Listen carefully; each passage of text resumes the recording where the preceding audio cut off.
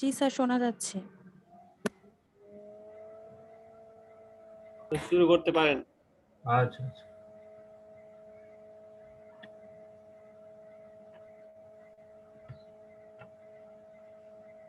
তাহলে আমাদের ছিল যে আজকের টপিকস হলো examination of respiratory system in paediatrics.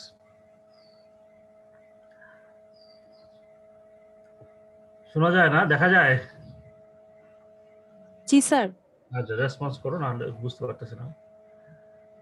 তাহলে আমরা আসি, বিফোর এক্সামিনেশনে আমাদের কি কি করতে হবে। আমরা একটা রেসপিরেটরি সিস্টেম এক্সামিনেশন করব একটা বাচ্চার, চিলড্রেন। বিফোর এক্সামিনেশনে আমাদের কি করতে হবে, আমাদের যে প্রিপারেশন লাগবে, সেলফ প্রিপারেশন, যে ডক্টর বা আমি স্টুডেন্ট, এখন একটা বাবু, বেবি একটা বা একটা চাইল্ড একটা এক্সামিন করব, আমাদের নিজের যেগুলা এসেট আছে, যেমন ওয়াচ, অর্নামেন্ট যদি থাকে হাতে, এগুলা আমাদেরকে রিমুভ করতে হবে। হ্যাঁ, তারপরে হ্যান্ড ওয়াশ নিতে হবে, প্রপার হ্যান্ড ওয়াশ। হ্যান্ড ওয়াশের যে স্টেপগুলো আছে 7টা, এটা আমরা পরে দেখাবো।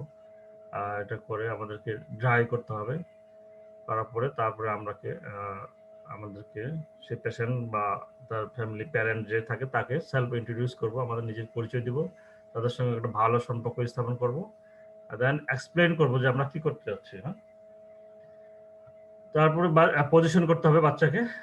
যদি নিউনেট হয়, ভেরি ইয়াং ইনফ্যান্ট হয়, তাহলে আমরা এক্সামিনেশন টেবিলে আমরা শোয়াই করতে পারি। যদি বাচ্চা প্রি স্কুল এজ, আমরা লাইং এ শুয়ে করতে পারি, বসে মায়ের কোলে। বাচ্চা শোয়াইলে কান্দে দেয়, শুতে চায় না, অনেক সময় মায়ের কোলেই বসেই তাকে এক্সামিনেশন করতে হয়।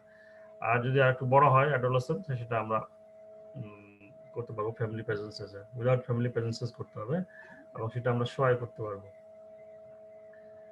আরো কিছু বিফোর এক্সামিনেশনে যে দেখতে হবে, যেমন এক্সপোজ এরিয়া নিডেড, এটা যতটুকু দরকার আমার সেটুকুই এক্সপোজ করব। হ্যাঁ, এবং সেক্ষেত্রে অবশ্যই বাচ্চাকে আনড্রেস করার ক্ষেত্রে প্যারেন্টের হেল্প নিতে হবে, তাদেরকে নিয়েই আনড্রেস করতে হবে। তারপরে ড্রেসিং হাইজিন মেনটেন করতে হবে। আর দেন বাচ্চা যদি 2 বছরের নিচে হয়, তাহলে মায়ের হেল্প নিতে হবে তাকে তার আনড্রেস করার জন্য। তারপরে আমরা র্যাপিং করবো। হ্যাঁ, ড্রেপিং করবো, এটা আইডিয়ালি করা উচিত। যেটুকু জায়গায় এক্সপোজ করা দরকার চেষ্টা সেটা করব, বাকিটা ড্রেপিং করে রাখবো। এবং আমরা পেশেন্টের রাইট সাইড থেকে এক্সামিনেশন শুরু করব। আমরা হ্যান্ড ওয়াশের কথা বলতেছিলাম। হ্যান্ড ওয়াশের স্টেপ আমরা বিভিন্ন জায়গায় এটা তোমাদের শেখানো হবে, বিশেষ করে সার্জারিতে খুব ইম্পর্টেন্ট। এটা ডিটেলস যখন যাচ্ছি না, এই স্টেপগুলো এখানে আছে। আমরা আসি রেসপিরেটরি সিস্টেম, একটু রিভিউ করি। আমরা জানি রেসপিরেটরি সিস্টেমটা কি, কোথা থেকে শুরু হয়। একবারে নজ থেকে nasal cavity, pharynx, larynx, epiglottis, trachea, then আমাদের principal bronchus, right and left, bronchial tree, alveolar থেকে আমাদের শেষ, তাই না? এখান থেকে আমরা আপার আর লোয়ার রেসপিরেটরি একটু আলাদা করতে পারি। ট্রাকিয়া আপনার তোমার ল্যারিংস পর্যন্ত, সেখানে হলো এটা হলো upper respiratory, and trachea, principal bronchus, bronchial tree, bronchioles, alveoli, lower respiratory. So up to the larynx, it is upper respiratory. এখন একটা রেসপিরেটরি সিস্টেম এক্সামিনেশন করতে গেলে আমাদের তো পেশেন্টের রেসপিরেটরি প্রবলেম নিয়ে আসবে। একটা রেসপিরেটরি প্রবলেম, কি প্রবলেম, কমন প্রবলেম নিয়ে একটা পেশেন্ট আসতে পারে। যেমন শ্বাসকষ্ট নিয়ে আসতে পারে, ব্রেথলেসনেস, হ্যাঁ,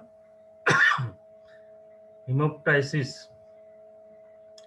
নেজাল ডিসচার্জ, এটা তো রানিং নজ যেটা আমরা বলি, চেস্ট পেইন, জ্বর, ফিভার থাকতে পারে, cyanosis, cough, sputum, respiratory rate, non specific কিছু কমপ্লেন থাকতে পারে। আচ্ছা, এখন basic step of clinical examination.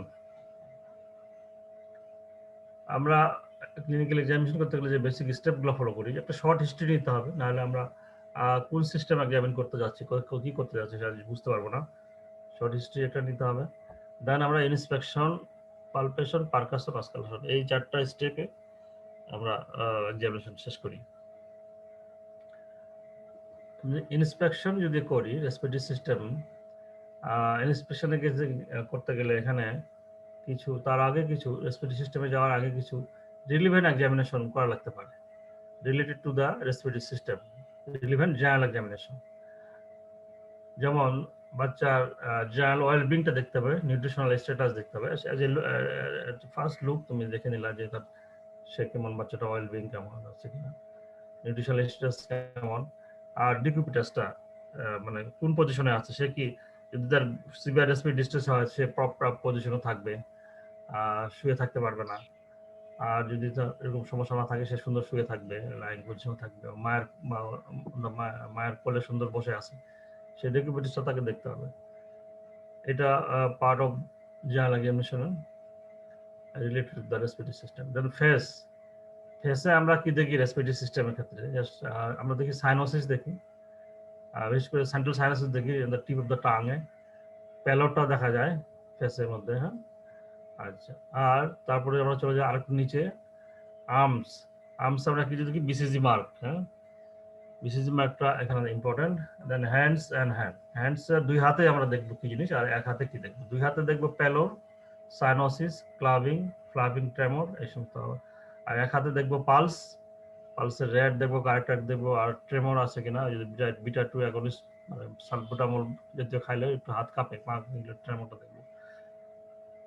Blood pressure দেখবো, প্রেশার বাড়তে পারে কমতে পারে। আর যে পালসাস প্যারাডক্সাস একটা জিনিস আছে, সেটা হলো যে নর্মালি ডিউরিং ইন্সপিরেশন তোমার পালস আর ব্লাড প্রেশার বেড়ে যায়। হ্যাঁ, এটা লেস দেন 10 মিলিমিটার মার্কারের মধ্যে থাকে। যদি আরো বেশি বেড়ে যায় সেটা হলো পালসাস প্যারাডক্সাস। ডিউরিং ইন্সপিরেশন যে পালস সিস্টোলিক ব্লাড প্রেশার অনেক বেড়ে গেল, আর 10-এর উপরে চলে গেল, সেটা হলো পালসাস প্যারাডক্সাস।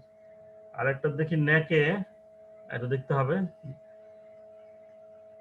জেভিপি। হ্যাঁ, জুভেনাইল ভেনাস পালস। এটা আমরা বাচ্চাটাকে পজিশন করে হাতের উপরে 45 ডিগ্রি অ্যাঙ্গেল করে এটা দেখা হয়, জুগুলার ভেনাস পালসটা দেখা যায়। আর জুগুলার ভেনাস প্রেশারও মেজার করা হয়, সেটা বড়দের অ্যাডাল্ট বাচ্চাদের করা হয়। আর এক্সিলারি নিম্নটা আমরা দেখবো। এ পর্যন্ত শুনতে পাচ্ছ? হ্যালো? জি স্যার। আচ্ছা, হ্যাঁ, আমি কিছু বুঝতেছি না যে কেউ শুনতেছে কি শুনতেছে না। আমার মনে হয় আমি এটা কি ফুল স্ক্রিন না দিয়ে মিনিমাইজ করে দিলে কত ভালো, নাকি? এটা দেখা যায়? ঠিকই আছে স্যার। স্যার ফুল স্ক্রিনেই ভালো হচ্ছে, ফুল স্ক্রিনে মানে ভালো, ভালো বোঝা যাচ্ছে। ভালো বোঝা যায়। আচ্ছা, ওকে, ঠিক আছে, থ্যাংক ইউ। এখানে ফিঙ্গার ক্লাবিং দেখানো হচ্ছে, এটা আমরা এটা নিয়ে আলাদা। ফিঙ্গার ক্লাবিং দেখো, তোমরা দেখছো হয়তো নিশ্চয়ই। থার্ড ইয়ারে তো ওয়ার্ড করছো তোমরা, তাই না? থার্ড ইয়ারে পাইছো ওয়ার্ডে? Hello, third year fourth year তো পাওনি, থার্ড ইয়ারে ওয়ার্ড করছো? কেউ একজন বলো। জি sir.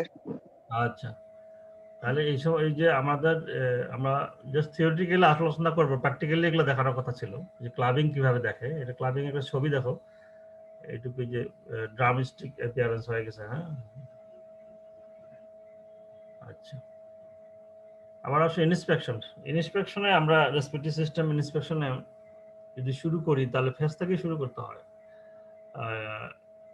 Face, nose, thorax, throat, তারপরে নেক, দেন হ্যান্ড, থোরাক্স। নোজে আমরা কি দেখবো? নেরিস প্যাটেন্সি দেখবো, নেজাল যে ওপেনিয়ন গুলো, সেপ্টা কোনো ডেভিয়েশন আছে কিনা, নেজাল ফ্লারিং, বিশেষ করে সিভিয়ার রেসপিরেটরি ডিস্ট্রেসে যে এলার নেজাই গুলো যে মুভমেন্ট হয়, এটাকে নেজাল ফ্লারিং বলে। নেজাল ফ্লারিংটা আছে কিনা দেখতে হবে। এটা তো দরকার নাই। নেজাল পলিপ এটা দেখতে হবে, ডিসচার্জ আছে কিনা সেটা দেখবো। আর সাইনাস টেন্ডারনেস, সাইনাসের উপর প্রেসার দিয়ে টেন্ডারনেসটা দেখতে হবে। থটে আমরা কি দেখি? আমরা ব্রেথ ওয়াটারটা, হ্যাঁ, এটা দেখা হয়। লিপসে দেখা হয় কালার, ফিশার, ড্রাইনেস, টাং, টিথে কোনো ক্যারিজ আছে কিনা, টাংসে কোনো কোটেড টাং কিনা, হোয়াইট পেস্ট থাকে অনেক সময় টাঙ্গে। তারপরে গামে আমরা দেখি যে গাম কালার, হাইপারট্রফি আছে কিনা। থটেও দেখি এই সমস্ত টনসিল সাইজ ইনফরমেশন থাকলে দেখি, এটা আমরা জানি, এগুলো দেখি।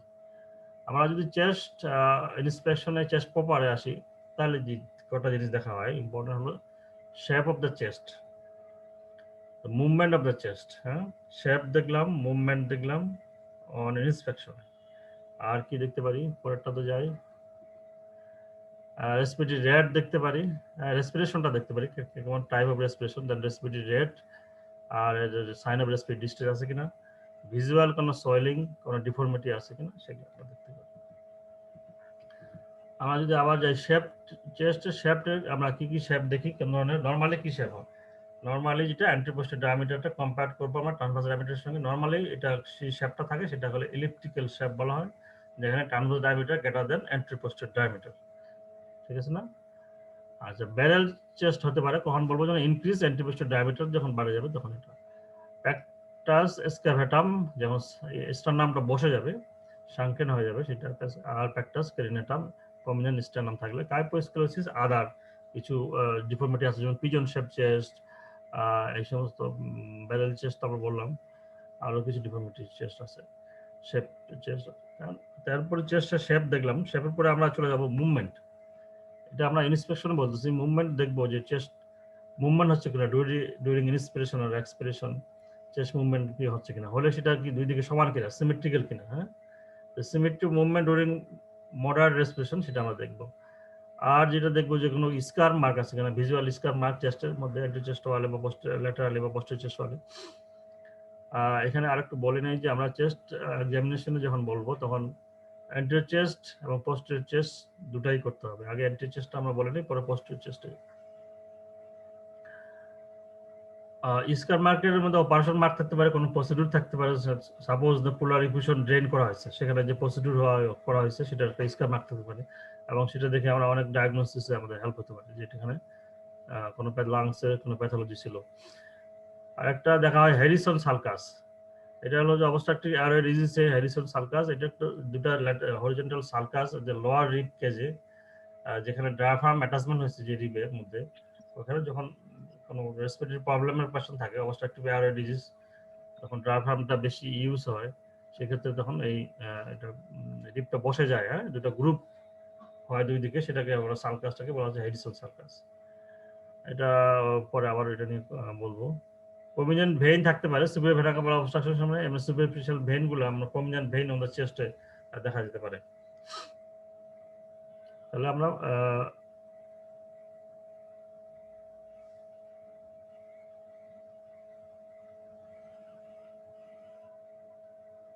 হ্যারিসন সালকাস আসলে এটা ইন্সপেকশনে চলে যাবে মনে হয়, হ্যাঁ ইন্সপেকশনে আমরা বলতেছি যে মুভমেন্ট অফ দ্য চেস্টের সঙ্গে ওই হ্যারিসন সালকাস যখন মুভ করবে তখন এটা বসে যাবে, এটাই। আর ভেইনটাও ওই প্রমিনেন্ট হবে যখন চেস্ট মুভমেন্ট করবে।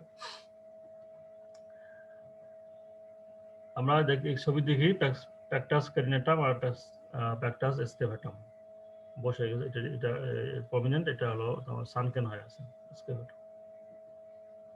আর funnel chest, pigeon chest, barrel chest আমরা এটা বলছি। আচ্ছা এবার আসো আর কি দেখবো ইন্সপেকশনে, রেসপিরেশনটা দেখবো যে কোয়ালিটি, তার রেটটা কেমন, রিদম কেমন, ডেপথটা কেমন, কোয়ালিটি অফ রেসপিরেশন দেখতে হবে, যেটা নিয়ে পরে আলোচনা করতেছি রেট রিদম কোয়ালিটি নিয়ে। এবার আসো রেসপিরেটরি রেট, রেসপিরেটরি রেট হলো আমাদের যে number of respiration per minute, আমরা কাউন্ট করি ফুল 1 মিনিট, বাচ্চাদের ক্ষেত্রে বড়দের ক্ষেত্রেও তাই, আমরা যেমন পালসে 10 সেকেন্ড কাউন্ট করে মাল্টিপ্লাই করে দিই 6 দিয়ে, তাই না, এরকম হবে না, ফুল 1 মিনিট পার রেসপিরেশন কাউন্ট করতে হবে। এবং বাচ্চাদের ক্ষেত্রে আমরা কিছু কাট অফ ভ্যালু আছে, হ্যাঁ যে কখন আমরা ফার্স্ট ব্রিদিং বলবো, ফার্স্ট ব্রিদিং মানে নর্মাল যে রেসপিরেটরি রেট তার থেকে বেশি। টু ডায়াগনোজ দ্য নিউমোনিয়ার ক্ষেত্রে আমরা 3টা ইয়ে আছে, লেভেলে আছে, যেমন up to the 2 month of age, up to 2 month, এখানে 2 মান্থ হলো আবার পরের গ্রুপে চলে যাবে, আপ টু 2 মান্থ মানে 59 ডেজ, 0 to 59 ডেজ পর্যন্ত কোনো বাচ্চার যদি রেসপিরেটরি রেট 60 অর মোর হয় সেটা হলো ফার্স্ট ব্রিদিং, আর বিলো 60 যেন 59 সেটা নর্মাল। যদি 60 হয়, যদি বলো যে আমরা কাউন্ট করলাম 1 মিনিট 60 আসলো, তাহলে কি করতে হবে, এটা কি ফার্স্ট ব্রিদিং বলবো নাকি নর্মাল বলবো? ফার্স্ট ব্রিদিং ইমিডিয়েটলি আমরা বলবো না, আমরা রিকাউন্ট করবো, বলবো স্যারকে যে আমরা রিকাউন্ট করবো, যদি সেকেন্ড টাইম 60 আসে তাহলে সেটা ফার্স্ট ব্রিদিং। সেটা ফার্স্ট ব্রিদিং। ঠিক এমনি ভাবে আরেকটা গ্রুপ আছে যে 2 মাস থেকে আপ টু 12 মান্থ, তার মানে 11 মাস 29 দিন, আপ টু 12 মান্থ 11 মাস 29 দিন পর্যন্ত সেটা respirate 50 or more, 50 or more, 50 হলো ফার্স্ট ব্রিদিং আর মোর তো ফার্স্ট ব্রিদিং। আরেকটা গ্রুপ মনে রাখতে হবে, তারপরে 12 মাস থেকে আপ টু 5 ইয়ার্স, এটা 40 রেসপিরেটেড 40 পার মিনিট অর মোর যদি হয় সেটা হলো ফার্স্ট ব্রিদিং, 39 হলো নর্মাল রেসপিরেশন। তাহলে এইভাবে আমরা নিউমোনিয়া ক্লাসিফিকেশন করি। ফার্স্ট ব্রিদিং বলি, ফার্স্ট ব্রিদিং হলে নিউমোনিয়া, আর ফার্স্ট ব্রিদিং এর সঙ্গে চেস্ট হিন্ডারিং থাকলে সেটা সিভিয়ার নিউমোনিয়া বলতাম আগে, এখন কিছু চেঞ্জ হয়ে গেছে। তাহলে আমরা রেসপিরেটরি রেটটা দেখলাম। এরপরে আসো আমরা রিদমে কি দেখি যে রেগুলার ইরেগুলার পেরিওডিক কিনা সেটা দেখবো। ডেপথে আমরা কি দেখবো, ডেপথটা কি ডিপ ব্রিদিং হচ্ছে না শ্যালো ব্রিদিং হচ্ছে। কোয়ালিটিটা দেখবো যে কেমন কোয়ালিটি, অটোমেটিক হচ্ছে না ডিফিকাল্ট হচ্ছে বা লেবার হচ্ছে, এই কোয়ালিটিটা দেখতে হবে। আর কি দেখবো ইন্সপেকশনে, সাইন অফ রেসপিরেটরি ডিস্ট্রেস তার আছে কিনা। কি কি সাইন অফ রেসপিরেটরি ডিস্ট্রেস, যেমন ফার্স্ট ব্রিদিং তো আমরা একটা বললাম যে রেটটা রেসপিরেটরি রেটটা বেশি থাকবে, যেটা ওই বয়সের হিসাবে তার according to the age and যে রেটটা আছে সেটা বেশি থাকবে ফার্স্ট ব্রিদিং। আর চেস্ট ইনড্রয়িং বা চেস্ট রিট্রাকশন, সাবকোস্টাল রিট্রাকশন, আর ইন্টারকোস্টাল আর সুপ্রাস্টার্নাল রিসেশন, আর nasal flaring, flaring of alae nasi যেটা আমরা বললাম যে এটা হয় severe chest respiratory distress. This are the sign of respiratory distress, যেটা আমরা ডুরিং ইন্সপেকশনে এটা দেখতে হবে। এটা দরকার নাই, এটা আমরা আলোচনা করেছি। অ্যাবনর্মাল ব্রিদিং প্যাটার্ন কি কি হতে পারে,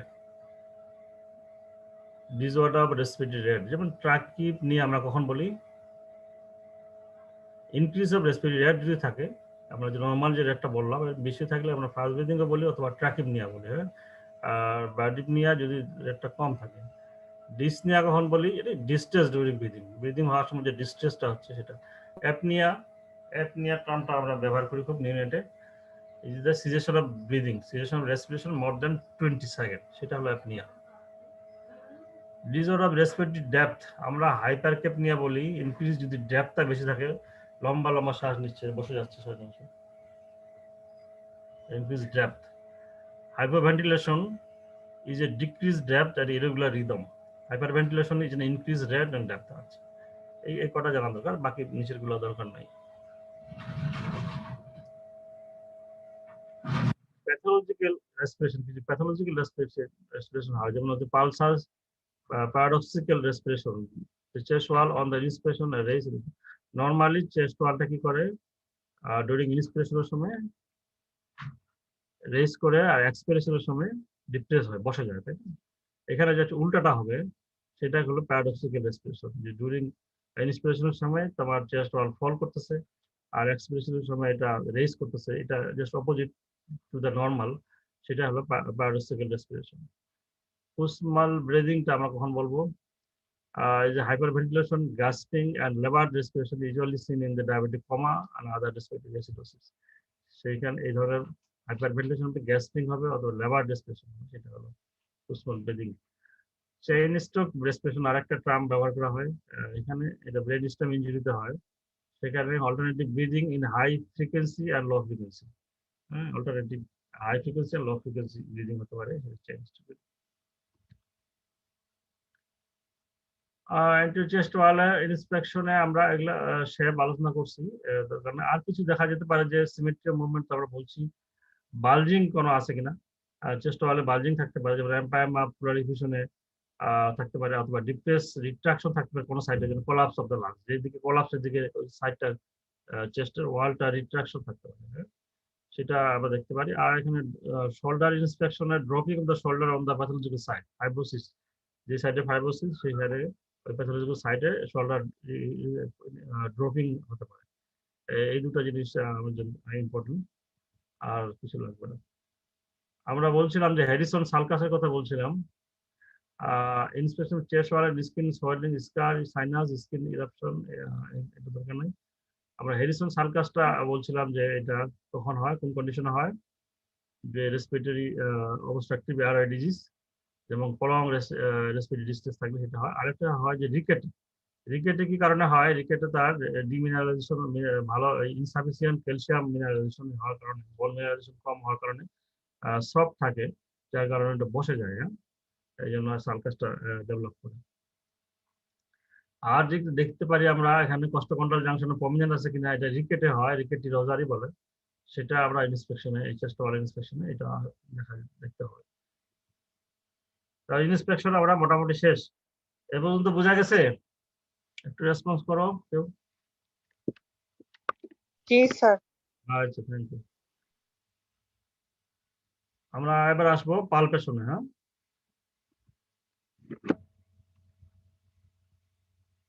আমার ভিডিওটা কেন জানি হচ্ছে না আজকে, আমি জানি না। পালপেশন অ্যান্টি চেস্ট ওয়াল আমি দেখাতে পারছি না, এই জন্য আমরা থিওরিটিক্যালি শুধু একটু দেখে নেই। আর তোমাদেরকে আমি বলবো যে যদি তোমাদের অফলাইনে আসার সুযোগ হয় তখন তোমরা করবা। আর বাসায় ছোট ভাই বোন থাকলে বা অন্য কেউ থাকলে বা ফ্রেন্ডের মধ্যে কেউ পেশেন্ট হয়, কেউ এক্সামিনার হয়, এটা প্র্যাকটিস করতে হবে বাসায়। বিভিন্ন ইউটিউবে অনেক ভিডিও আছে, সেটা দেখে তোমরা দেখতে পারো কিভাবে করতে হবে। আমরা পালপেশনে অ্যান্টি চেস্ট ওয়ালে কি দেখবো? আমরা প্রথমে যেটা করতে হবে সেটা আমাদেরকে ট্রাকিয়ার পজিশন ঠিক আছে কিনা। কেন এখানে ট্রাকিয়া পজিশন দেখবো? ইম্পর্টেন্ট কেন? লাংসের যে প্যাথোলজি হয় কিছু কিছু, সেখানে ট্রাকিয়া শিফট করে যায়। হ্যাঁ, shift to opposite side, shift to same side হতে পারে ট্রাকিয়া। এক এক প্যাথোলজিতে, লাংসের এক এক প্যাথোলজিতে এক এক রকম অবস্থা হয় ট্রাকিয়া।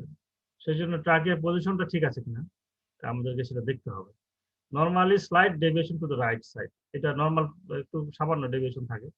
যদি gross displacement should be check, আমাদের ট্রাকিয়ার গ্রস ডিসপ্লেসমেন্ট আছে কিনা সেটা চেক করতে হবে। কিভাবে চেক করতে হয় সেটা আমরা পরে আলোচনা করতেছি। ট্রাকিয়াল ট্র্যাক, এটাও আমরা পরে আলোচনা করতেছি। Position of the apex beat, এটা আমরা জানি যে অ্যাপেক্স বিটে কথা থাকে left fifth intercostal space in mid clavicular line, check করে ডিসপ্লেসমেন্ট। এখানেও লাংসের কোনো প্যাথোলজি হলে সেটার এই পজিশনটা ডিসপ্লেস হতে পারে, এই জন্য এটা দেখা ইম্পর্টেন্ট আছে। এখন ট্রাকিয়াল পজিশন আর অ্যাপেক্স বিট পজিশনে, এই দুটো নিয়ে আমরা কি বলি, medicinal shift of the medicinal shifting আছে কিনা, এটা এই দুটো পজিশন দিয়ে আমরা বলতে পারি। Symmetry of the chest movement, সেটা আমরা পালপেশনে আমরা দেখি। হ্যাঁ, এখানে 3 জায়গায় দেখতে হয়, upper zone, middle zone, lower zone, 3 জায়গায় আমরা 2 হাত ফিঙ্গার প্লেস করবো এমন ভাবে চেস্টের ওয়ালের উপরে, যে আমাদের থাম, টিপ অফ দ্য থাম থাকবে স্টার্নামের উপরে। হ্যাঁ, আর এইভাবে 2 হাত দিয়ে ধরবো চেস্ট ওয়ালে, ছবি আছে পরে দেখাচ্ছি। দেখে আমরা পেশেন্টকে বলবো যে ডিপ লম্বা লম্বা শ্বাস নেবে। হ্যাঁ, সেই শ্বাস নিলে পরে আমাদের ফিঙ্গারটা মুভ করবে। হ্যাঁ, থামটা মুভ করবে, যেদিকে মুভমেন্ট সমান থাকে তাহলে তো ভালো, নর্মাল। আর যদি কোনো দিকে প্যাথোলজি থাকে সেদিকে দেখা যাবে যে মুভ করতেছে, একদিকে মুভ করতেছে, আমাদের ফিঙ্গারটা একদিকে মুভ করলো, একদিকে করলো না, সেটা প্যাথোলজিক্যাল সাইডে মুভ করবে না। এছাড়া আর কি দেখি আমরা, টোটাল চেস্ট এক্সপানশন, এটা মেজারিং টেপ দিয়ে দেখা হয়। নর্মালি একটা ওল্ডার চিলড্রেন আমরা 3 to 4 সেন্টিমিটার এক্সপানশন হবে ডিউরিং ইন্সপিরেশন করো, লম্বা শ্বাস নাও, তখন দেখা যাবে যে তার মেজারমেন্টটা বেড়ে গেল 3 to 4 সেন্টিমিটার করে নর্মাল। এটা প্যাথোলজি হলে এটা কম হতে পারে। আর কি দেখা হয় পালপেশনে? Tactile vocal পেভিটাস। এটা হলো যে কোনো হ্যান্ডের আপনার পাম অফ দা হ্যান্ড দিয়ে আমরা প্লেস করবো ইন্টারকোস্টাল স্পেস গুলোতে, বোথ সাইডে, রাইট আর left side, in mid clavicular লাইনে দেখা হয়, মিড এক্সিলারি লাইনে দেখা হয়, স্ক্যাপুলার লাইনে দেখা হয়, পোস্টেরিয়র চেস্ট ওয়ালে স্ক্যাপুলার লাইনে দেখা হয়। এবং সিমেট্রিক্যালি আমরা দুই দিকে এটা দেখবো, প্লেস করব পাম অফ দ্য হ্যান্ড করে পেশেন্টকে আমরা জিজ্ঞাসা করবো যে তুমি একটা সাউন্ড করো, যেমন হতে পারে সেটা 9-9, অথবা বাংলায় বললে 1-1 বলো, 2-2 বলো। এইভাবে বলবে সে, আর এই সাউন্ডটা আমরা এখানে ফিল করবো, ভাইব্রেশনটা আমরা ফিল করবো। এই ভোকাল প্রিমিটাসটা কোথাও বাড়তে পারে, কোথাও কমতে পারে, কোথাও আমরা হয়তো পাচ্ছি না ভোকাল পিমিটাস। এক এক প্যাথোলজিতে এক এক রকম, সেটা আমরা পরে আলোচনা করতেছি।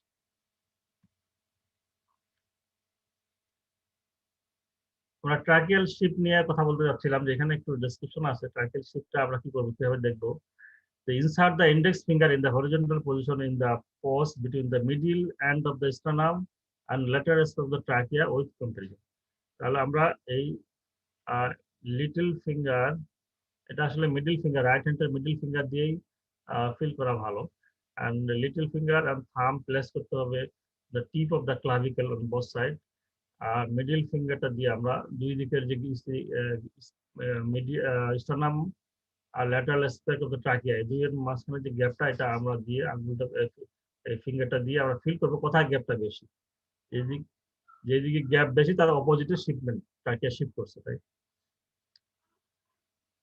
চেক দ্য ইকোস্টার্নাল ডিস্টেন্স, আমরা এটা দরকার নেই। আমরা আরেকটা জিনিস, ট্রাকিয়াল ট্রাক আমরা কখন বলতেছি, এটা হলো যে পুল posteriorly and superiorly during the inspiration, a result from the recruitment of the accessory muscle in the lever bracing. তো lever bracing এর accessory muscle গুলো যখন কাজ করে, তখন তোমার ওই ট্রাকিয়া পুল করে posteriorly superiorly, সেটাকে বলে ট্রাকিয়াল ট্রাক। এই লিম্ফ নোড তো আমরা আলোচনা করছি। আমরা বলছিলাম যে চেস্ট ওয়ালে আমরা 3টা লেভেলে আমরা পালপেশন করি, হ্যাঁ, আপার জোন, মিডল জোন আর লোয়ার জোন। কি করা হয়, to confirm the movement by placing the palm in the infraclavicular fossa and then two thumb in the midline at the level of the supraesternal nose, and let the patient inspire deeply and let your thumb follow the chest movement. Middle zone ঠিক এভাবেই middle পার্টে আমরা রাখবো থাম and then middle line, and let the patient inspire deeply and let your thumb follow chest movement. এইভাবে আমরা lower জন্য 3 জায়গায় আমরা পালপেশন করে এই চেস্ট মুভমেন্টটা দেখব। জাস্ট ছবিটা দেখো, এইভাবে ফিঙ্গারটা প্লেস করা হয় ইনটু চেস্ট ওয়ালের উপরে। তারপরে বলা হবে যে তুমি লম্বা লম্বা শ্বাস নাও, ডিপ ব্রিথিং নাও। তারপরে এই যে থামের মুভমেন্টটা দেখা হবে, কোন দিকে বেশি মুভমেন্ট হচ্ছে, কোন দিকে হচ্ছে না, বা দুদিকে সমান মুভমেন্ট হচ্ছে।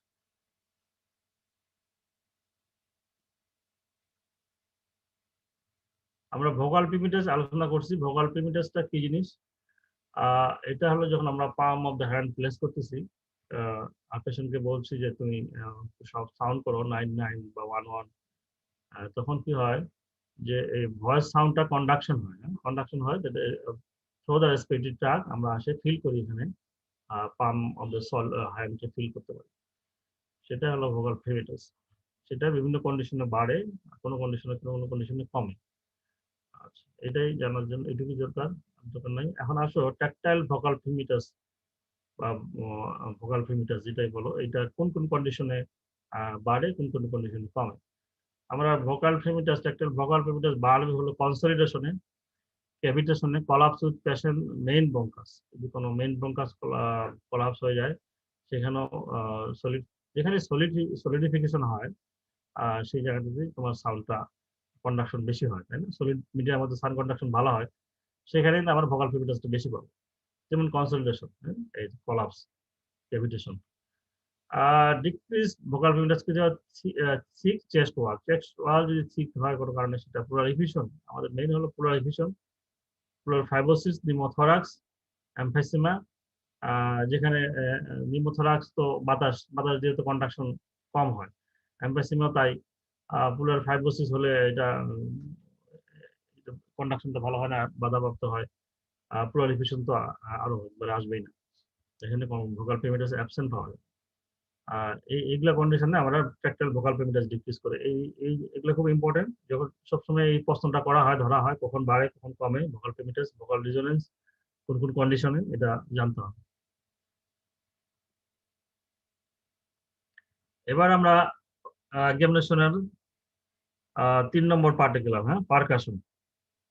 পারকাশনে আমরা কি কি শিখবো, মেথড অফ পারকাশন করবো, আমরা ফ্লেক্সিমিটারটা কি, ফ্লেক্সর কি জিনিস, সেটা জানবো।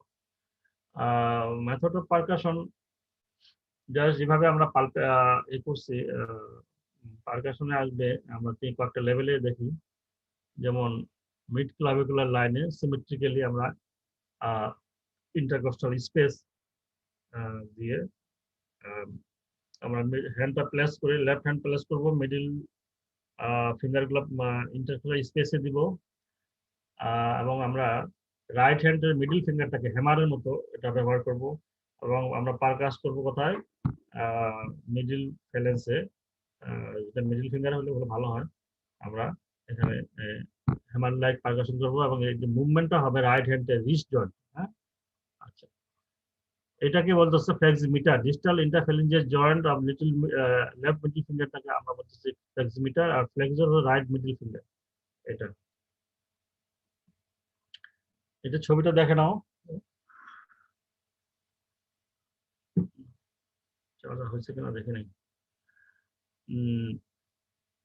এখানে ছবিটা দেখো, আমরা রাইট হ্যান্ড দিয়ে বারকাস করতেছি লেফট হ্যান্ডের মিডল ফিঙ্গারের মিডল ফ্যালেঞ্জিস, আর মুভমেন্টটা হবে রিস্ট জয়েন্টের।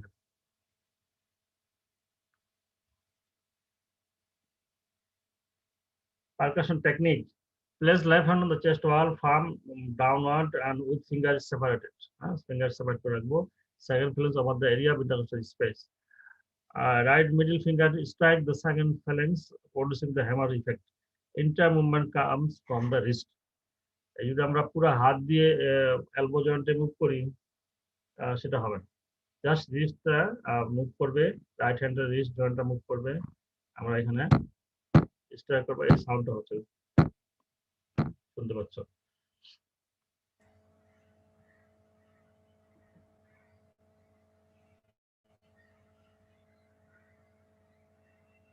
আচ্ছা, এন্ট্রি চেস্টাল পারকাশনের সময় আমরা কথা থেকে শুরু করব। আমরা প্রথমে রাইট এন্ড লেফট দুই দিকে কম্পেয়ার করে, একটা হলো সুপ্রাস্টার্নাল রিজনে অনেকে করে, ওভার দ্য ক্লাভিকেল, এখানে সুপ্রাক্লাভিকুলার ফসাতে একটা পারকাশন করতে হবে, তারপরে over the clavicle directly to the clavicle, এখানে কোনো ফিঙ্গার দেওয়া যাবে না, ডাইরেক্ট ক্লাভিকুলার উপর একটা পারকাশন করলাম, দেন ইনফ্রাক্লাভিকুলার রিজন ইকুয়াল বোথ সাইড, যেমন সেকেন্ড স্পেস থেকে ডান দিকে পারকাশ করলাম, দেন লেফট সাইডে রাইট, ডান দিকে বাম দিকে করলাম, শুরু করি মনে করো বাম দিকে, হ্যাঁ, তারপরে ডান দিকে গেলাম, এভাবে বোথ সাইডে কম্পেয়ার করবো। একদিকে করে গেলাম তারপরে আরেক দিকে শুরু করলাম, এরকম না, সিমেট্রিক্যালি বোথ সাইডে করতে হবে। সেকেন্ড স্পেস করলে সেকেন্ড স্পেস দুই সাইডে করলাম, তখন থার্ড স্পেসে দুই সাইডে করলাম,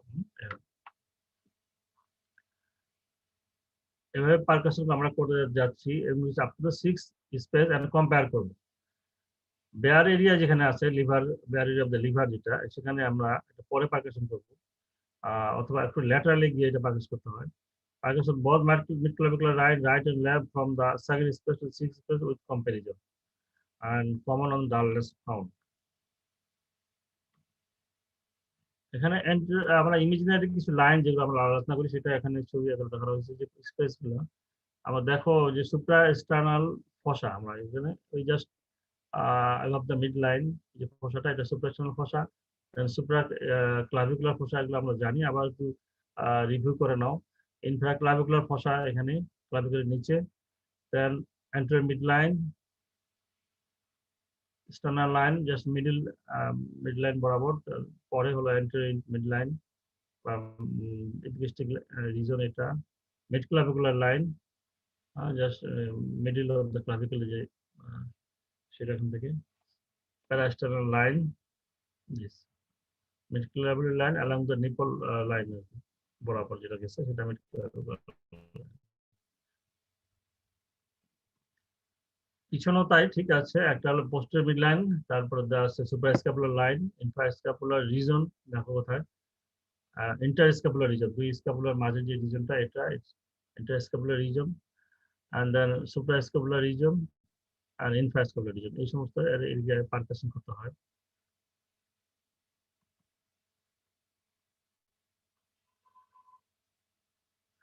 আচ্ছা, রিজনেন্স আমরা যেটা বলি, যেটা আমরা নরমালি যে লাংসের লবের বা over the all lobes of the lungs that are not adjacent to the other organ, সেখানে যে সাউন্ডটা আমরা পাই সেটা রিজনেন্স নরমাল।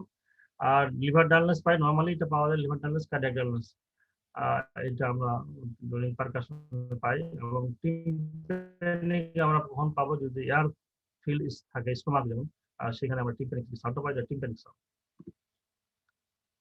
ল্যাটারাল ওয়ালের ইমাজিনারি লাইন এখানে দেখো আমরা anterior axillary line, mid axillary line, posterior axillary line, তিনটি লাইন আছে।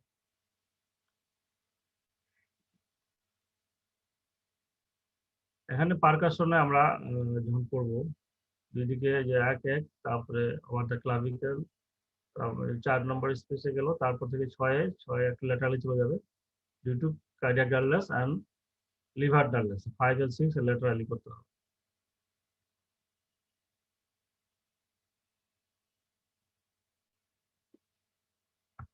Percussion of lateral chest wall আমরা এখানে 3টা লাইনে বলা হচ্ছে, কিন্তু আমরা একটা মিড ক্লাভিকুলার লাইন আর মিড অ্যাক্সিলারি লাইনে আমরা 5 কাজ করি, একটা লাইন করলে হবে। আমরা এখানে এই ছবিতে আমরা দেখতেছি যে কোথায় কোন সাউন্ড পাওয়া যাবে, যেমন ওভার দ্য লাংস টিস্যুতে রিজোনেন্ট পাওয়া যাবে, কার্ডিয়াক ডালনেস পাওয়া যাবে হার্টের উপরে, লিভার ডালনেস এই দেখানো হচ্ছে এই সমস্ত, আর স্টোমাকে এখানে টিম্প্যানিক। এখন পারকাশন নট, পারকাশন করে আমরা কি কি পাই, কি কি সাউন্ড পাই? হ্যাঁ, আমরা নরমালি সাউন্ডটা সেটা হলো রিজোনেন্ট। পারকাশন নটে আমরা বলি percussion is resonant on both side or equal on both side, normal lungs এটা পাওয়া যাবে। আর যদি আমরা বলি যে পারকাশন ইজ হাইপার রিজোনেন্ট, তার মানে নরমাল যে সাউন্ডটা তার থেকে বেশি হবে, সেটা আমরা পাই নিউমোথোরাক্স, এমফাইসিমা, এই দুই কন্ডিশনে হাইপার রিজোনেন্স পাওয়া যায়। ডাল পাই, একবার সাউন্ড ভালো শোনা যায় না, সেটা হলো যে কনসলিডেশন, কলাপস, ফাইব্রোসিস, প্লুরাল থেকে এই সমস্ত কন্ডিশনে ডাল পাই। আরেকটা টার্ম ব্যবহার করা হয় স্টোনি ডাল, এটা জাস্ট প্লুরালিফিকেশনের জন্যই ক্ষেত্রে এই টার্মটা ব্যবহার করা হয়। প্লুরালিফিকেশনে যে সব ডালটা পাই এত স্টোনি ডাল, একবারে যে স্টোন পাথরের উপরে যে পারকাশন করলে যে সাউন্ডে শোনা যায় না সেরকম সাউন্ড। আর ডাল যেটা আমরা কনসলিডেশন কলাপসে পাই, এটাকে অনেকে বলে উডি ডাল, কাঠের উপরে পারকাশন করলে যে সাউন্ড পাওয়া যাবে এরকম।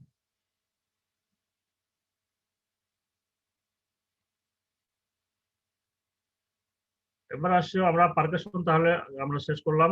এবার আসো আমরা গেমসনের শেষ পার্ট অসকালটেশন। আমরা অসকালটেশন করব এন্টেরিয়র চেস্ট ওয়াল এবং ল্যাটারাল চেস্ট ওয়াল একসঙ্গে অসকালটেশন করা হয়, যেমন মিড ক্লাভিকুলার লাইন আর মিড অ্যাক্সিলারি লাইন, এই দুই লাইনই অসকালটেশন করি। অসকালটেশনে আমরা কি কি দেখি, আমরা যদি ছাত্রদের জিজ্ঞাসা করি যে তোমার অসকালটেশন ফাইন্ডিং বলো, শুরু করে দেয় অ্যাডেড সাউন্ড আর ভাইব্রেশন, রংকা, এই সমস্ত বলা শুরু করে। অসকালটেশনের শুরুতেই যেটা বলতে হবে সেটা হলো বেস সাউন্ড, তাই না? আগে বেস সাউন্ডটাকে কোয়ালিফাই করতে হবে, বেস সাউন্ডটা কি নরমাল, কোন ধরনের, কত ধরনের বেস সাউন্ড আছে? 3 ধরনের আমরা বেসিক্যালি আমরা আলোচনা করি। একটা হলো vesicular base sound, bronchial base sound, vesicular with prolong expression. Vesicular base sound যেটা নরমাল লাংস ফিল্ডে যে সাউন্ডটা পাই ডিউরিং ইন্সপিরেশনের আর ডিউরিং এক্সপিরেশনের সময়, যে এয়ার ফ্লোটা যখন হয় তোমার রেসপিরেটরি ট্র্যাকে, তখন যে সাউন্ডটা প্রডিউস হয় এটা হলো বেস সাউন্ড, সেটা ভেসিকুলার নরমালি আমরা পাই। আর ট্রাকিয়ার উপর, ওভার দ্য ট্রাকিয়া বা প্রিন্সিপাল ব্রঙ্কাসগুলোর উপরে যখন যে সাউন্ডটা পাওয়া যায় সেটা হলো ব্রঙ্কিয়াল বেস সাউন্ড, এটা হলো ব্রঙ্কিয়াল সাউন্ড। আর vesicular with prolong expiration, normally inspiration হল প্রলং, নরমাল বেস সাউন্ডে ইনস্পিরেশনটা থাকে প্রলং, এক্সপিরেশন ছোট, তাই না? এই 1/3 অফ ইনস্পিরেশন। তাহলে নরমাল বেস সাউন্ড হলো, আর there is no gap between inspiration and expiration, কোনো গ্যাপ থাকে না, সেটা হলো ভেসিকুলার। এখানে ছবি দেখাতে পারলে ভালো হতো, ছবি ছিল আছে পরে মনে হয়। সেটা হলো ভেসিকুলার বেস সাউন্ড, নরমাল বেস সাউন্ড। আর ব্রঙ্কিয়ালটা কি? ব্রঙ্কিয়ালে ইন্সপিরেশন এক্সপিরেশন মাঝে একটা গ্যাপ থাকবে, একটা পজ থাকবে, সেটা হলো ব্রঙ্কিয়াল বেস সাউন্ড, যেটা আমরা নরমালি ট্র্যাকের উপরে পাই। শ্বাস নিলাম তখন একটা সাউন্ড, মাঝে একটা গ্যাপ, আবার যখন ছাড়তেছি তখন আরেকটা সাউন্ড, এটা হলো ব্রঙ্কিয়াল বেস সাউন্ড। নরমালি এটা ট্র্যাকের উপরে পাওয়া যায়। আর লাংসের কোনো প্যাথোলজি হলে সেটা লাংস ফিল্ডের উপরেও পাওয়া যাবে যদি কোনো প্যাথোলজি থাকে লাংসে। ভেসিকুলার প্রলং এক্সপিরেশন, সেখানে আমরা নরমালি যেটা হয় যে আমরা ইনস্পিরেশন প্রলং, এক্সপিরেশন স্মল, ছোট। হ্যাঁ, আচ্ছা, তো এখানে যে উল্টোটা হয়, তোমার ইনস্পিরেশনটা ছোট, এক্সপিরেশনটা অনেক সময় ধরে হচ্ছে, প্রলং এক্সপিরেশন, সেটাকে আমরা বলছি ভেসিকুলার প্রলং এক্সপিরেশন। কখন হয়? যে কোনো obstructive airway disease, asthma, COPD, bronchiolitis, obstructive airway ডিজিজে তার আর তোমার ট্রাকিয়া বা এয়ার স্পেস গুলা ন্যারো হয়ে যায়, এয়ার প্যাসেজ গুলো এত ন্যারো হয়ে যায় যে এয়ারটা এক্সপেক্টেড এয়ারটা বাইর করতে তার অনেক সময় লাগে, আস্তে আস্তে অনেক সময় ধরে পাস করে, সেই জন্য প্রবলেম হয় এক্সপ্রেশন। তাহলে এটা আমরা বেস্ট সাউন্ড, আমরা আগে ফার্স্ট অসকালটেশনের বেস্ট সাউন্ডটা কোয়ালিফাই করব, সেটা কি vesicular breath sound, bronchial breath sound or vesicular prolong expression. Then আমরা যাবো যে তার কোনো অ্যাডেড সাউন্ড আছে কিনা দেখতে হবে। অ্যাডেড সাউন্ড কি কি হতে পারে? স্ট্রাইডর, আপার রেসপিরেটরি ট্র্যাক্ট যদি কোথাও অবস্ট্রাকশন থাকে, ফরেন বডি হতে পারে বা টিউমার হতে পারে বা গ্রোথ হয়ে, তখন যে সাউন্ডটা হয় সেটাকে বাইরে থেকে শোনা যায়, উইদাউট স্টেথোস্কোপ শোনা যায়, সেটাই হলো স্ট্রাইডর। আর ক্রিপিটেশন আমরা আসতেছি পরে, রংকাই এন্ড রাব পরে আলোচনা করতেছি। দেন আমরা ভোকাল রিজোনেন্স দেখবো, জাস্ট ভোকাল ফেমিটাস যেভাবে দেখা হয় ঠিক এভাবেই ভোকাল রিজোনেন্সটা দেখতে হবে। এটা ইনক্রিজ করতে পারে, ডিক্রিজ করতে পারে, অ্যাবসেন্ট থাকতে পারে।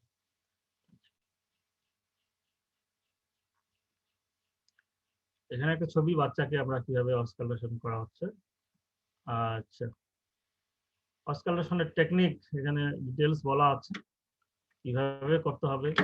যে পেশেন্টকে রিল্যাক্স করে আমরা শোয়াবো, তারপরে লম্বা লম্বা মাউথ ওপেন করে, মুখ হাঁ করে লম্বা শ্বাস নিতে বলবো। And oscal lungs at the apex করব, middle lower lungs fill and posteriorly, laterally and anteriorly সব দিকে অ্যাসকালেশন করতে হবে। Alternate and compare both side at each side, তাহলে প্রত্যেক সাইডে আপনার যদি ইচ সাইডে আমরা মনে করো সেকেন্ড স্পেসে অসকালেশন করতেছি, তাহলে both সাইডে সেকেন্ড স্পেস করে নিতে হবে। Listen at least one complete respiration cycle at each side, তাহলে জাস্ট একটু ইন্সপিরেশন শুনলাম আবার সঙ্গে আরেক দিকে চলে গেলাম, ওটা হবে না। পুরা ইন্সপিরেশন এক্সপিরেশন পুরা একটা সাইকেল তোমাকে শুনতে হবে একদিকে, তারপরে আরেকদিকে যাবে। Listen to quiet respiration. If sound are inaudible, then ask him to take deep breath. তাহলে আমরা একটু কোয়াইট অবস্থায়, ঠান্ডা শান্ত অবস্থায় শুনবো। সাউন্ড ভালো শোনা গেলে তাকে বলবো তুমি বড় বড় শ্বাস নাও, লম্বা শ্বাস নাও। And then first describe the best sound, and then adventitial বা added sound. আমি যেটা বলছিলাম আগে, প্রথমে আমরা অসকালটেরি ফাইন্ডিং বলতে গেলে প্রথমে আমরা বেস্ট সাউন্ডটাকে ডেসক্রাইব করবো, দেন অ্যাডেড সাউন্ড বা অ্যাডভান্টেজিয়াস সাউন্ড। আর যেটা দরকার এখানে, not intensity of breath sound, compare with opposite side, assess length of inspiration expiration. আমরা লেন্থ অফ ইন্সপিরেশন এক্সপ্রেশন এটা অনেকেই খেয়াল করে না বা খেয়াল করতে পারে না। ইন্সপিরেশন কোনটা, এক্সপ্রেশন কোনটা, এটা আগে যা শিখতে হবে। বেস্ট সাউন্ড বারবার শুনতে হবে, শুনে ইন্সপিরেটরি সাউন্ড কোনটা, এক্সপিরেটরি সাউন্ড কোনটা, এটা আলাদা না করতে পারলে আমরা কোয়ালিফাই করতে পারবো বেস্ট সাউন্ডের। সেখানে আমরা শুনবো এবং তাদের ইন্টেন্সিটিটা দেখবো এবং তাদের লেন্থটা, ইন্সপিরেশন সাউন্ডের লেন্থ কত এবং এক্সপিরেটরি কত। Then listen for a pause between the inspiration and expression আর এক্সপ্রেশনের মধ্যে কোনো পজ আছে কিনা সেটা খেয়াল করতে হবে। Compare intensity breath sound between the upper and lower chest in the upright. আচ্ছা, এই বড়গুলো এত দরকার নাই। আর এডেড সাউন্ড আছে কি অ্যাবসেন্ট অর প্রেজেন্ট সেটা আমরা শুনবো। কি কি এডেড সাউন্ড আসতে থাকতে পারে, আমরা এখানে অসকালেশন দেখি কিভাবে করা হচ্ছে। প্রথমে রাইট থেকে লেফটে গেল, লেফট থেকে আবার নিচে আসলাম রাইটে, লেফটে, ওখান থেকে আবার রাইটে, এইভাবে আমরা অসকালেশন করব।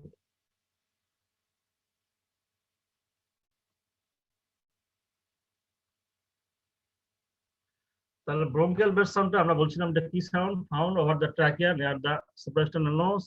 They are almost reverse of vesicular breath sound, and inspiratory phase is short and expiratory phase is longer and louder and higher pitch. Diminished breath sound আমরা কখন পাবো? যে ফ্লুইড থাকে, এয়ার থাকে, সলিড মাস থাকে, সেখানে আমরা পুরো space interfere with conduction of breath sound, যেমন নিউমোনিয়া, নিউমোর, hydropneumothorax, tumour of the lungs, এই সমস্ত ক্ষেত্রে আমরা ব্রেথ সাউন্ডটা ডিমিনিশ পাবো। এটাই মোটামুটি এখানে ইম্পর্টেন্ট। পোস্টের চেস্ট ওয়াল আমরা পরে আলোচনা করতেছি।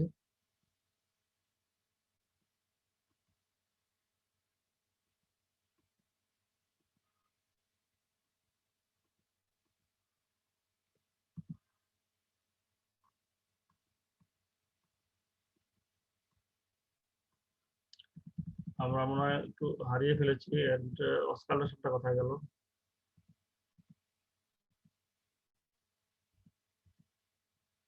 হ্যাঁ, অস্কালেশন আছে। আমরা বলতেছিলাম যে আমরা বেস সাউন্ডটা কোয়ালিফাই করতে অ্যাডেড সাউন্ড। অ্যাডেড সাউন্ড কি হতে পারে? একটা হলো স্ট্রাইডার বললাম, তারপরে হলো রংকাই। হ্যাঁ, রংকাই এন্ড কিপিটেশন।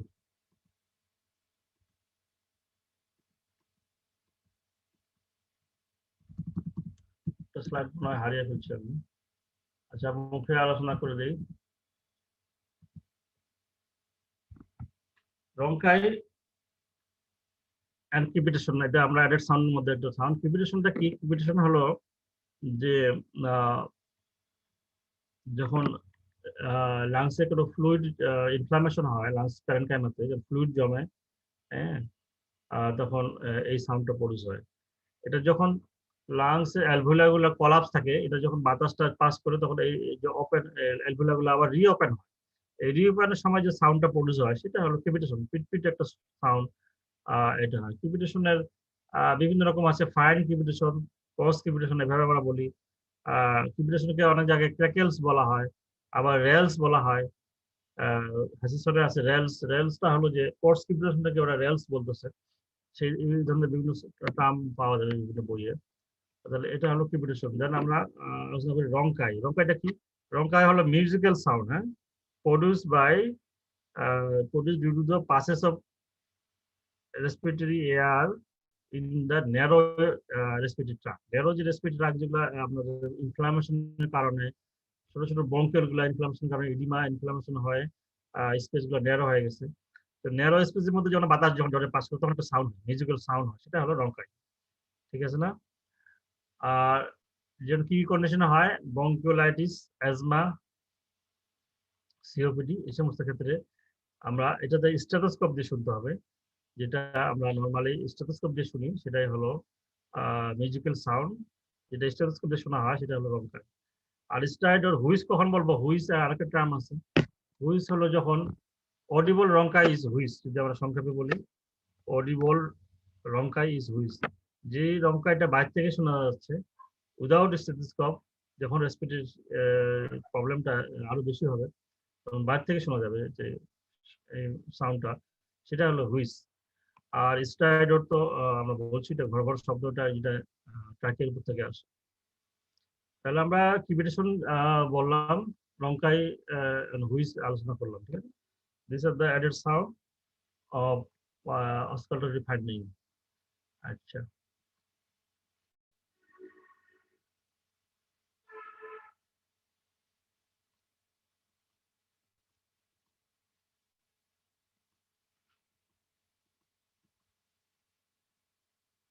এখানে আমরা কিছু ওই যে আব্দুল ফাইন্ডিং যেগুলো আমরা রিসিয়েশন বলতেছি, এটা তো আমরা আলোচনা করছি, intercostal রিসিয়েশন। স্ট্রাইডর as usually more pronounced in inspiration and may also occur in expression. It indicates the upper airway obstruction. এখানে upper airway যদি obstruction থাকে যে সাউন্ডটা হয়, সেটাই always consider the possible of an inhaled foreign bodies if you can hear stridor. যদি আমরা স্ট্রাইডর শুনি আমরা ফরেন বডি অ্যাসপিরেশনের যেমন চিন্তা করবো, এছাড়াও গ্রোথ বা টিউমার হলেও হতে পারে। হুইস তো আমরা আলোচনা করছি।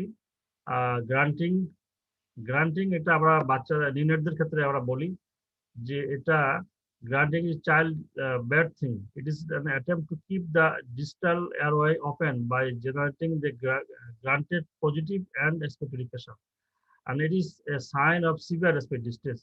Granting may also be seen in children with raised interactional pressure. Granting আমরা বিশেষ করে নিউনেটে পাই, সেখানে একটা শব্দ করে বাইরে থেকে মাউথ সাউন্ডটা আসে মাউথ থেকে, হ্যাঁ, ডিউরিং রেসপিরেশন মুখ দিয়ে একটা শব্দ হয়, পকানো শব্দ, সেটা আমরা গ্রান্টিং বলি। হ্যাঁ, গ্যাসপিং তো জানো তোমরা, ক্যাকেলস আমরা আলোচনা করছি। তাহলে দিস আর দা অস্কালটেশনের ফাইন্ডিং। এখানে আর কি দেখি আমরা অস্কালটেশনে? অ্যাডেড সাউন্ড দেখলাম, আর একটা দেখবো যে ভোকাল রিজনেন্স, তাই না? ভোকাল রিজনেন্স জাস্ট ভোকাল প্রিমিটাসের মধ্যে, আমি স্লাইডটা মনে হারিয়ে ফেলছি। ভোকাল প্রিমিটাসের মতো আমরা স্টেথোস্কোপ প্লেস করব চেস্টে, এন্টিরিয়র চেস্ট ওয়াল, মিডকুলারগুলো লাইনে দেখা হয়। জাস্ট ভোকাল প্রিমিটাস যেভাবে দেখা হয়েছে যেই পজিশনে সেখানে। আর আমরা কম্পেয়ার করবো দুই দিকে যে হ্যাঁ যে তার এখানে কোনো ইয়ে আছে কিনা। ভোকাল রিজনসটা আমরা পেশেন্টকে বলবো যে তুমি একটু সাউন্ড প্রডিউস করো মুখে 1 বা 9 এবং আমরা কম্পেয়ার করবো দুই সাইডে কোন দিকে সাউন্ড বেশি কোন দিকে কম। ভোকাল রিজনেন্স নর্মালি যেটা থাকবে সেটা হলো রিজনেন্স, এটা নর্মাল সাউন্ড। আর ইনক্রিজ করতে পারে কি কন্ডিশনে, যেখানে কনসলিডেশন আছে সলিডিফিকেশন হয়ে গেছে, এই যে সমস্ত কন্ডিশনে ভোকাল প্রিমিটাস বাড়ে সে একই কন্ডিশনে ভোকাল রিজনেন্স বাড়ে, এটা মনে রাখলে হবে। আর যে সমস্ত কন্ডিশনে ভোকাল প্রিমিটাস কমে ভোকাল রিজনেন্স সেই কন্ডিশনে কমে।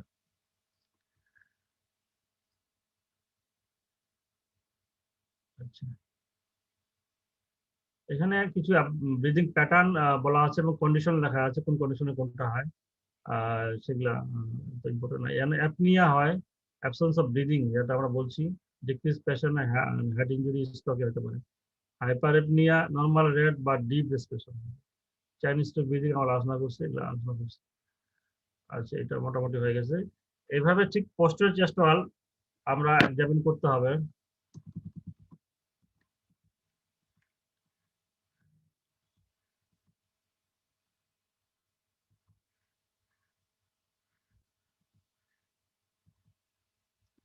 পোস্টার চেস্ট ওয়াল জাস্ট ঠিক একইভাবে আমাদের এক্সামিনেশনের রেসপিরেটরি সিস্টেম এক্সামিনেশনের একটা পার্ট, ইন্সপেকশন পালপেশন পারকাশন সব একই রকম আসবে। ইন্সপেকশনে আমরা পোস্টার চেস্ট ওয়ালে কি দেখবো, কোনো সার্ভাইকাল কোনো ডিফর্মিটি আছে কিনা, হ্যাঁ স্পেশাল সার্ভাইকাল থোরাসিস না আপার লাম্বার স্পাইন ডিফর্মিটি, কোনো ডিফর্মিটি আছে কিনা এটা আমরা ইন্সপেকশন করে নিলাম। কাইফোসিস আছে কিনা, curvature of the spine, anterior posterior curvature, kyphosis, scoliosis, lateral curvature, any scar mark আছে কিনা সেটা আমরা ইন্সপেকশনে দেখলাম। দেন পালপেশনে ঠিক আমরা ওইভাবে থাম প্লেস করে at the level of the 10th rib এখানে আমরা করে দেখবো যে তার এই চেস্ট মুভমেন্টটা দেখা হয় পালপেশনে, জাস্ট এন্ট্রালি যেটা করছে সেটাই, চেস্ট মুভমেন্ট দুই দিকে সমান আছে কিনা সিমেট্রিক্যাল আছে কিনা সেটা দেখা হয়। আর ভোকাল প্রিমিটাসও দেখা হবে ওই ওই লাইনে স্ক্যাপুলার লাইনে ভোকাল প্রিমিটাসও দেখবে। জাস্ট এইভাবে পোস্টার চেস্ট ওয়ালে থাম প্লেস করে এখানে chest movement symmetry of chest movement দেখবো। দেন আমরা পাম অফ দা হ্যান্ড দিয়ে স্ক্যাপুলার লাইনে আমরা দেখবো যার ভোকাল প্রিমিটাসটা।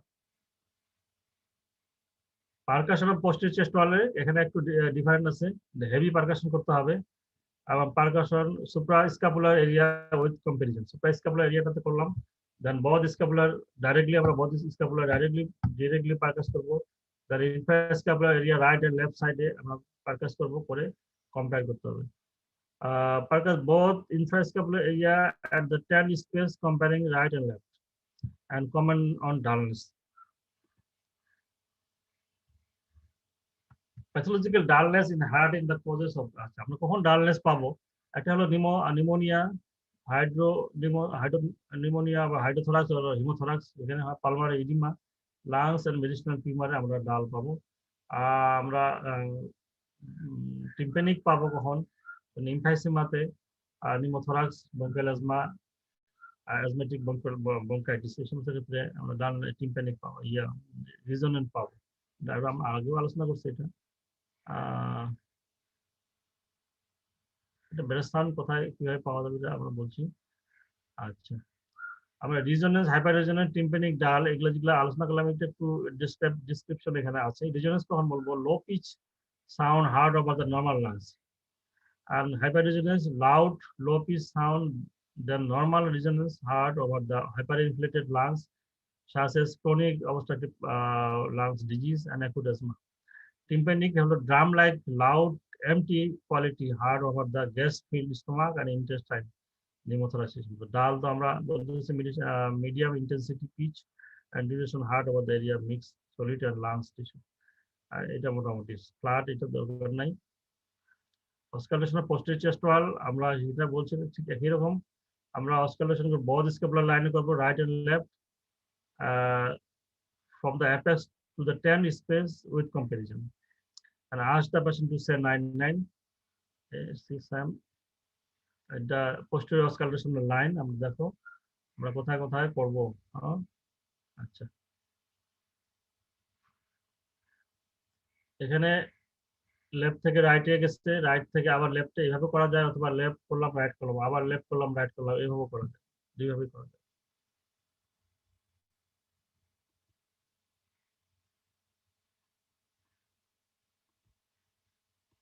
আমরা মোটামুটি শেষের দিকে আসছি। আমরা রেলস নিয়ে কথা বলছিলাম, ওটা আমরা বলছি। এখানে আসো, common condition finding respiratory examination in children. Common conditional finding, কিছু কন্ডিশন যেগুলো আমরা পাই, সেগুলো ফাইন্ডিং কি কি পাওয়া যাবে। আমরা যদি ধরি একটা একটা করে কন্ডিশন ধরি, যেমন ব্রঙ্কাইটিস। ব্রঙ্কাইটিস আমাদের বাচ্চাদের কমন একটা প্রবলেম। সেখানে চেস্ট মুভমেন্ট কি হবে, লেবার ব্রিদিং হবে, হাইপার ইনফ্লেশন হবে, রিসেশন হবে। এগুলা বা চেস্ট রিসেশন বা চেস্ট রিট্রাকশন অথবা চেস্ট ইনড্রেন যেটাই বলি, সেগুলা ব্রঙ্কাইটিসে আমরা চেস্ট মুভমেন্টে এটা দেখবো। পারকাশন করলে আমরা ব্রঙ্কাইটিসের ক্ষেত্রে হাইপার রেজোনেন্ট পাবো, তাই না? আর অসকালটেশন করলে কি পাবো? ব্রঙ্কাইটিসের ক্ষেত্রে ফাইন ক্র্যাকেলস এন্ড হুইস। হুইস না বলে আমরা রঙ্কাই বলি, আর হুইজও পাওয়া যায় অনেক বেশি হলে। এখানে রঙ্কাইটা প্রমিনেন্ট হবে। ব্রঙ্কাইটিসের ক্ষেত্রে রঙ্কাইটা প্রমিনেন্ট, আর ক্র্যাকেলস বা ক্রিপিটেশনটা লেস প্রমিনেন্ট। দুটাই পাওয়া যায়। রঙ্কাইটা যদি 3+ হয়, ক্রিপিটেশন হবে 2+ or 1+। এটা এই ক্ষেত্রে ব্রঙ্কাইটিসের ক্ষেত্রে। নিউমোনিয়ার ক্ষেত্রে জাস্ট উল্টাটা হবে। নিউমোনিয়ার ক্ষেত্রে ক্রিপিটেশনটা বেশি পাওয়া যাবে, আর যদি 3+ হয় তাহলে রঙ্কাই হবে 1+ বা 2+। দুটাই পাওয়া যাবে, একটা পাওয়া যাবে একটা পাওয়া যাবে না, এরকম না। ক্রিপিটেশন আর রঙ্কাই দুটাই ব্রঙ্কাইটিস নিউমোনিয়াতে পাওয়া যেতে পারে। ভাইরাল ইনফেকশন, রেসপিরেটরি সিনজিটাল ভাইরাস দিয়ে আমাদের ব্রঙ্কাইটিসটা বাচ্চাদের খুব কমন হয়, এটা জানতে হবে।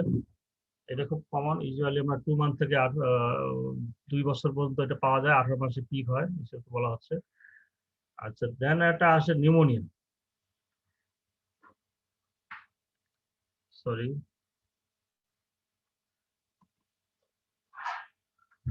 নিউমোনিয়াতে আমরা কি পাই? চেস্ট মুভমেন্টে রিডিউস করবে অন দ্য এফেক্টেড সাইড, যেদিকে নিউমোনিয়া আছে যে সাইড, সেটা র্যাপিড স্লো ব্রিদিং হবে। পারকাশন করলে ডাল পাবো, ইনক্রিজ ভোকাল ফ্যামিটাস পাবো, আর ভোকাল রিজনেন্সও বাড়বে, তাই না? নিউমোনিয়ার ক্ষেত্রে ক্র্যাকেলস তো আমি আলোচনা করছি, এখানে ক্র্যাকেলস বা ক্রিপিটেশন প্রমিনেন্ট হবে, রঙ্কায়ও পাওয়া যেতে পারে। অ্যাজমার ক্ষেত্রে এখানে চেস্ট মুভমেন্ট রিডিউস করবে এফেক্টেড সাইডে, হাইপার ইনফ্লেশন থাকবে, হেরিসন সালকাস পাইতে পারি।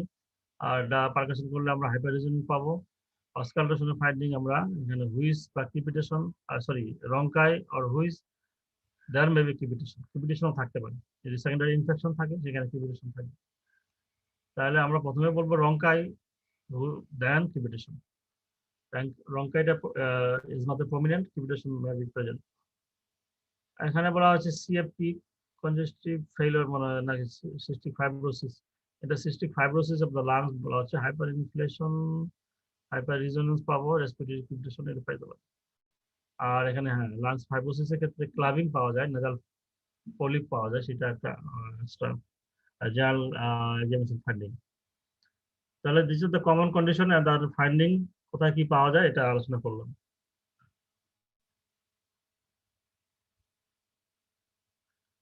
এখন যদি আমরা দুটো কমন কন্ডিশন নিয়ে একটু কম্পেয়ার করি, প্লুরাল এফিউশন এন্ড কনসলিডেশন। প্লুরাল এফিউশনে কি পাওয়া যায়? আমরা রিডিউস ট্যাকটাইল ভোকাল ফেমিটাস। তার আগে যদি বলি তাহলে আমরা বেস সাউন্ড ডিমিনিশ করবে দুই সাইডেই, চেস্ট মুভমেন্ট ডিমিনিশ করবে। ফাইন্ডিং, পজিটিভ ফাইন্ডিং এর বললে রিডিউস ট্যাকটাইল ভোকাল ফেমিটাস এখানে পাওয়া যাবে। কনসলিডেশনে increase tactile vocal fremitus. Reduce chest expansion, আর এখানে রিডিউস দুই জায়গায় রিডিউস এক্সপানশন, স্টোনি ডাল আর ডাল পারকাশন বা উডি ডাল কনসলিডেশনের ক্ষেত্রে। নয়েড সাউন্ড আর ক্রস ক্রিপিটেশন পাওয়া যাবে। Reduce vocal resonance, এখানে increase vocal resonance. This is the comparison between the pleural effusion and consolidation. And then comparison between pneumothorax and collapse, chest finding comparison. যেমন trachea, নিউমোথরাক্সের ক্ষেত্রে trachea কোথায় হবে? Deviated to the, নিউমোথরাক্সের ক্ষেত্রে trachea deviated to the opposite side. এই opposite side কথাটা বলতে হবে। আর কলাপসের ক্ষেত্রে deviated to, trachea deviated to same side, যেদিকে কলাপস সেদিকে ট্রাকিয়া শিফট করবে, ডেভিয়েট করবে, টেনে নেবে। আর নিউমোথরাক্সের অপোজিটে যাবে, অপোজিট সাইডে যাবে। রিডিউস ট্যাকটাইল ভোকাল ফেমিটাস, ভোকাল ফিব্রিলাস দুই দিকে কমলো, আর এখানেও ক্ষেত্রে কলাপসের ক্ষেত্রে কমে। হাইপার রেজোনেন্স নিউমোথোরাক্সের ক্ষেত্রে, আর এখানে কলাপসের ক্ষেত্রে ডাল। রিডিউস এয়ার এন্ট্রি দুই দিকে থাকতে পারে। রিডিউস ভোকাল রেজোনেন্স, নিউমোথোরাক্সের ভোকাল রেজোনেন্স রিডিউস করবে, কলাপসও রিডিউস করবে, ক্রিপিটেশন পাওয়া যাবে। Air flow, blood flow control, breathing, যেহেতু আমরা রেসপিরেটরি সেন্টার এগুলা বলতেছি যে আমরা মেডুলারি অবলঙ্গটা রিদমিক ব্রিদিংটা এখানে হয়। পন্স থেকে অ্যাকোস্টিক সেন্টার, যেগুলো প্রলং ইনহেলেশন, নেমোট্যাক্সিক সেন্টার এখানে থাকে। আর যে oxygen concentration, carbon dioxide concentration, এইভাবে ইম্পর্টেন্ট রোল প্লে করে রেসপিরেটরি অ্যাক্টিভিটি করার জন্য। কেমোরিসেপ্টর সেন্টার আছে, বডিজ, ক্যারোটিড বডিজ, এইগুলো জানো তো, ইম্পর্টেন্ট তেমন না এখানে ক্ষেত্রে। আচ্ছা, এই পর্যন্তই মোটামুটি। তোমরা কি শুনছো? হ্যালো, একবার রেসপন্স করে জি একজন আসো স্যার, নাই? জি স্যার, বুঝা গেছে তো না মোটামুটি নাকি? জি স্যার, কোনো বোঝা প্রশ্ন গেছে থাকলে, স্যার। কোনো প্রশ্ন থাকলে বলতে পারো, আর না হলে আমরা এখানে শেষ করবো। হ্যাঁ,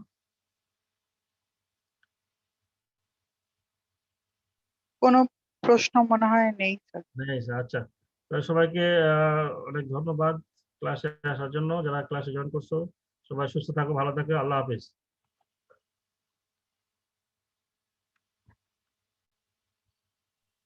আদাব স্যার।